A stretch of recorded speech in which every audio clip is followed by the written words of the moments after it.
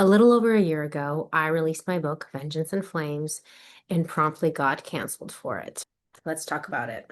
So, if you've been following me on my other social media platforms like TikTok and Instagram, you already know this story. I think I've posted a little here on stories, but I never did a full YouTube video about it. So, I figured I'd come on and finally do a full story, a full video about what happened and why I'm finally now doing the entire video. So I have my notes. I don't usually have notes, but it's kind of a doozy of a story, so I'm gonna need to like stay focused here because I could go on a lot of tangents. But okay, this is my book, Vengeance in Flames. It's a historical light fantasy or speculative historical, whichever you prefer, about the first female ruler of Kievan Rus, which is the original kingdom to Russia, Ukraine, and Belarus. It's the antecedent kingdom. Like it's a medieval kingdom that doesn't really exist anymore because it have obviously evolved and broke into different modern countries. So it's about Olga of Kiev, and I intended this book to really just be about her story because it's a fascinating story. She comes to power because her husband is killed by a neighboring Slavic tribe, and once she ascends the throne, she has a young son to defend, and at the same time, she's in the midst of a pretty brutal kingdom, right? They're part Viking, part Slavic, very warrior focused. And so she goes on to avenge her husband in the middle of this kind of chaotic time to rule. And she has a very brutal revenge spree that she commits on that neighboring Slavic tribe that killed her husband. So, again, fascinating story, fascinating woman. I really wanted to explore her story. And I wanted to add these elements of fantasy because her story is kind of legendary. You know, there are elements of fantasy in her actual story, where it's originally written down in the primary chronicles. So, anywho, I released this book March 8th in 2025, and this is not the original cover because the original cover is the reason I got canceled. The original cover had a woman with bird wings, aka like the fantasy element, and a crown that is a specific kind of crown called a kokoshnik, which is like a medieval old Russian crown. And that crown is why I got canceled. So, as we know, right now, there's this unfortunate war that Russia is waging on Ukraine. And essentially, I kind of am a social casualty of this war in a way.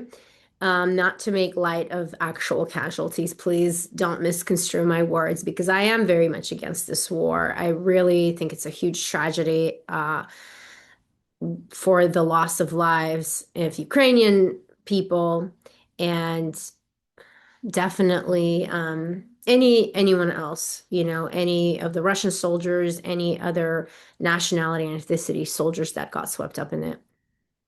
Um, but basically, I got accused of trying to whitewash Ukrainian history because of this crown, because I used a Russian crown on a story of a woman named Olga of Kiev. So there's this modern thought in today's kind of kind of vile, volatile environment, that Olga of Kiev only belongs to the history of Ukraine. And this is actually a pretty fringe idea. I mean, listen, I understand the people who are hurt by this war. I don't want to make light of their situation. Please, again, don't misconstrue my words. It's a tragedy what's happening. However, this idea that Olga of Kiev only belongs to Ukraine is a new idea and it is a fringe idea. It is not accepted by a vast majority of historians. And I know this because I first of all talked to an Ivy League professor before I released the book, like interviewing her for as much historical detail and accuracy as I possibly could.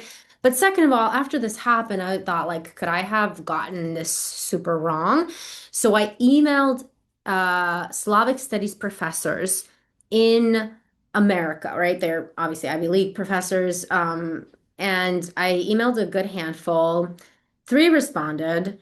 And I asked them this very question, if Olga of Kiev is considered only a Ukrainian historical figure. And they all said, no, she is like, she's not Russian, Ukrainian, or Belarusian. She's Russian, right?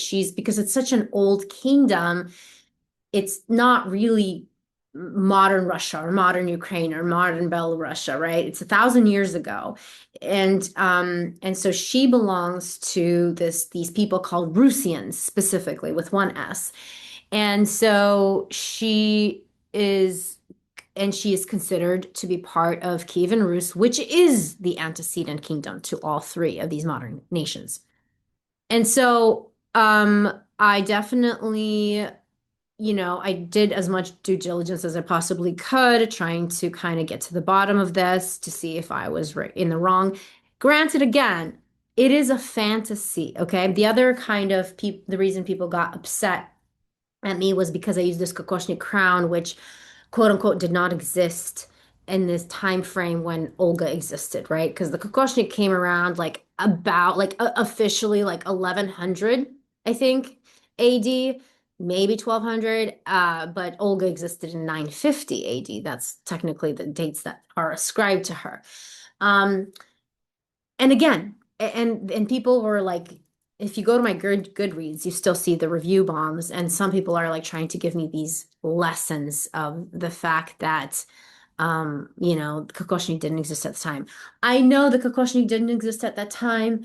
I took creative liberty just because I thought that the Kokoshnik crown is really beautiful. I had no political agenda by using it. It's not even a major part of the story. It's just like a really pretty crown that I put on the cover, ironically. So it's not even, it's like, again, it's not a major part of the story at all. It's just literally just a design element of her outfit.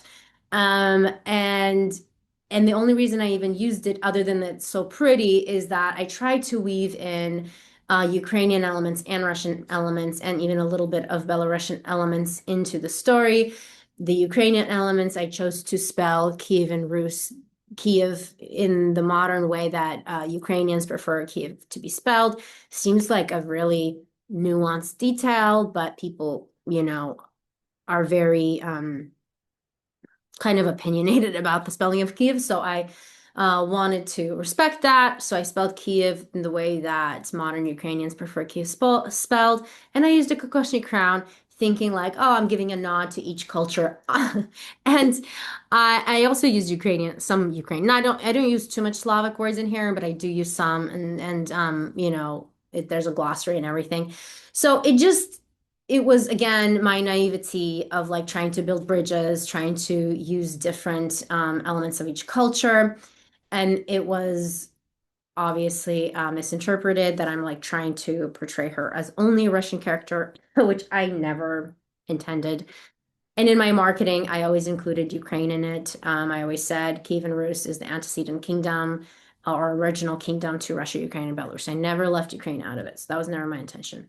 Anyways, it was really misinterpreted, and this crowd got very upset and ran with it.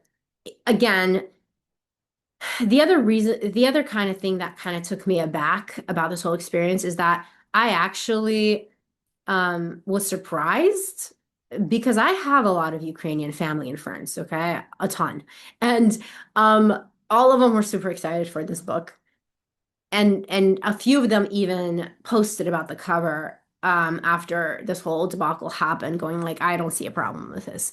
Um, and so, anyways, it's just a really sad, um, I don't even know what it is, a circumstance event that kind of like just exploded and landed in my lap and basically embroiled this book in this controversy of the cover, the original cover.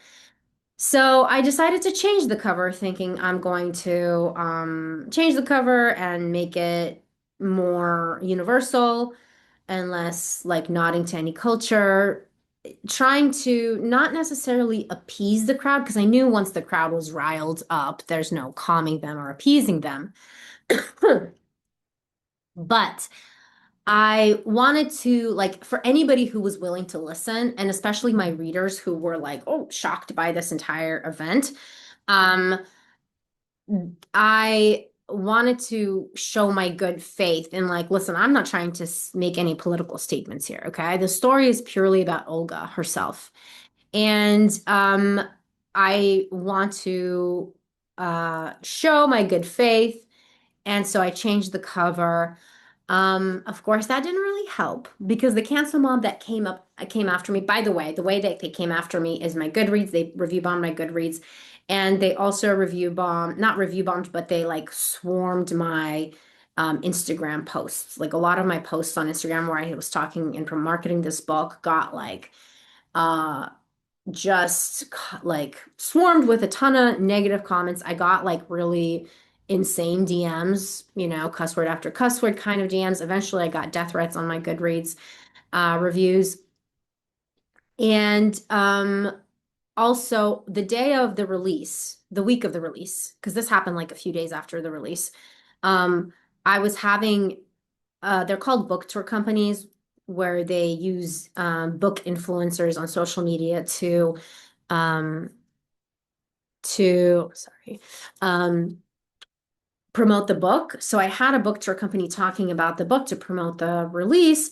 And this crowd that was so angry, they swarmed the book influencers that had no idea what was going on. And that book tour company basically dropped me. So, even me being so like such a little small fish in the publishing industry or like really a nobody, the book tour company dropped me even though I did pay them.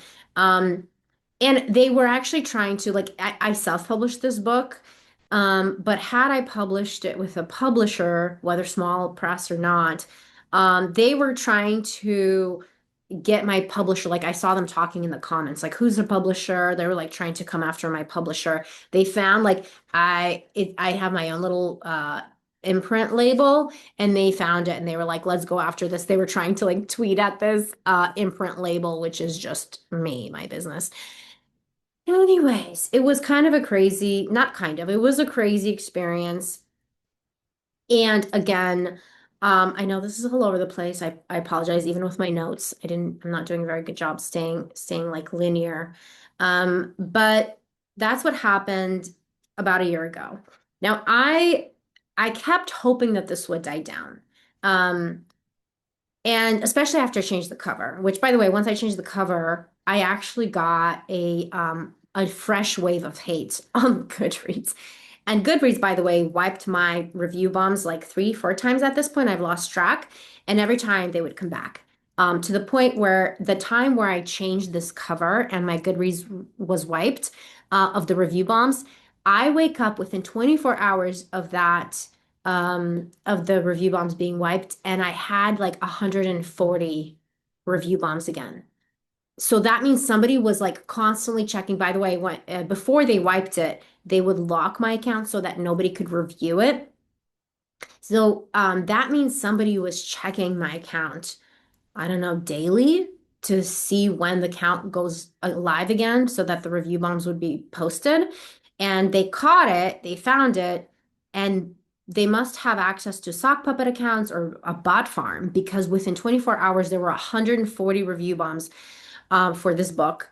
Again, little old me. I'm literally self-publishing this book, funding the entire thing.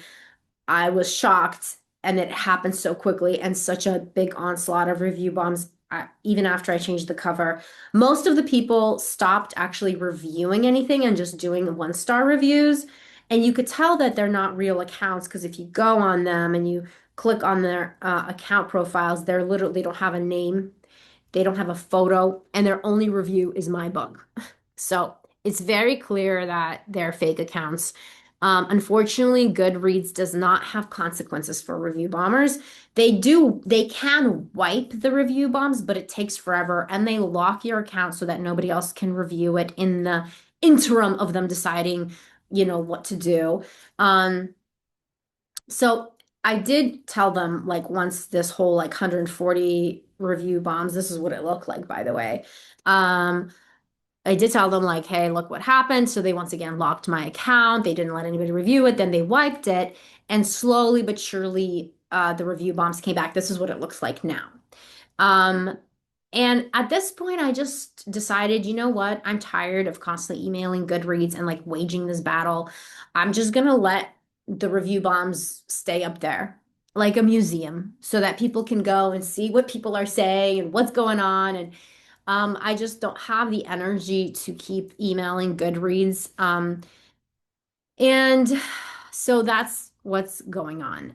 Again, unfortunately, Goodreads does not have consequences. I asked them like, can you create some kind of consequences for repeat offenders of people who are review bombing? Because I have screenshots of people who like did the first and the second wave and the third wave, and not all the people came back.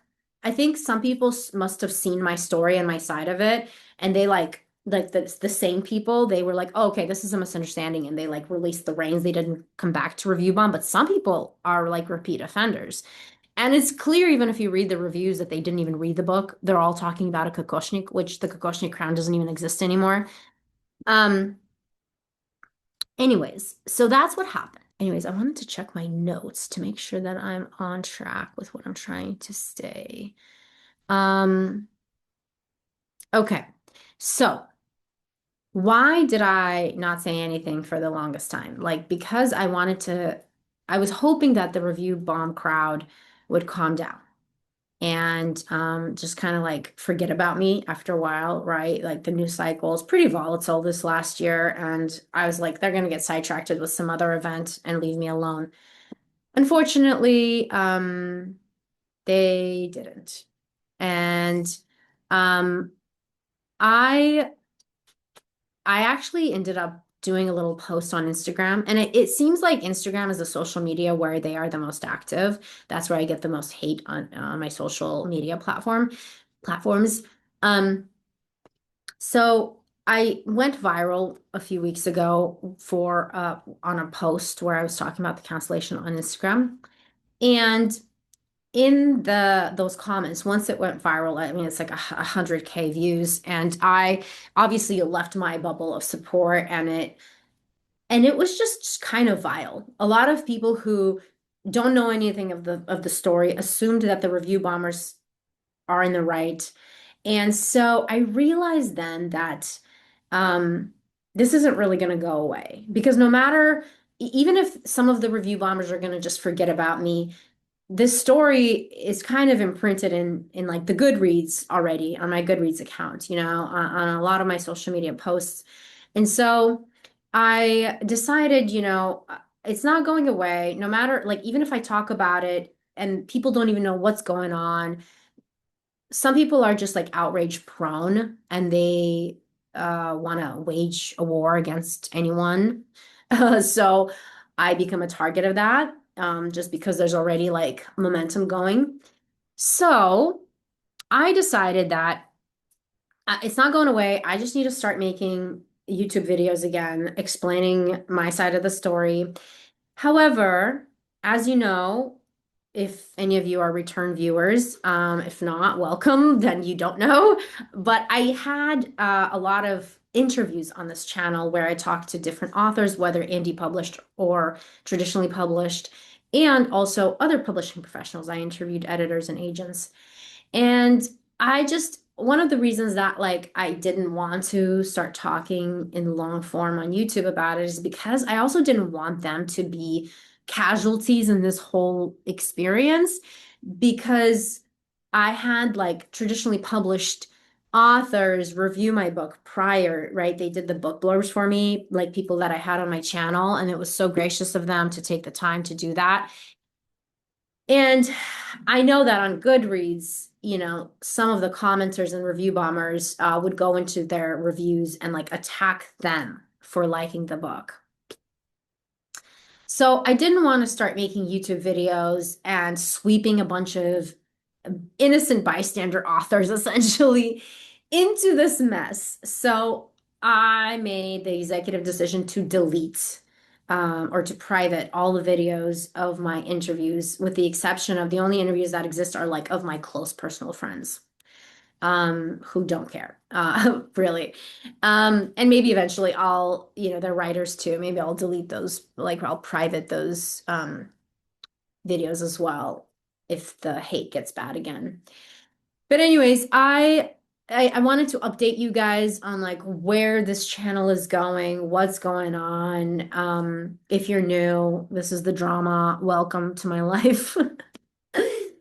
And I do want to start talking about writing again. I do want to start maybe interviewing people, but probably uh people that are a little bit closer to me that aren't just acquaintances and writers I've met that I don't know well, just because I want to make sure that they're okay with like coming on my channel. They know the full spectrum of the story. And also, I want to talk about cancel culture. I want to talk, there's a lot of, in this process, I met so many authors that got swept up in a cancel mob.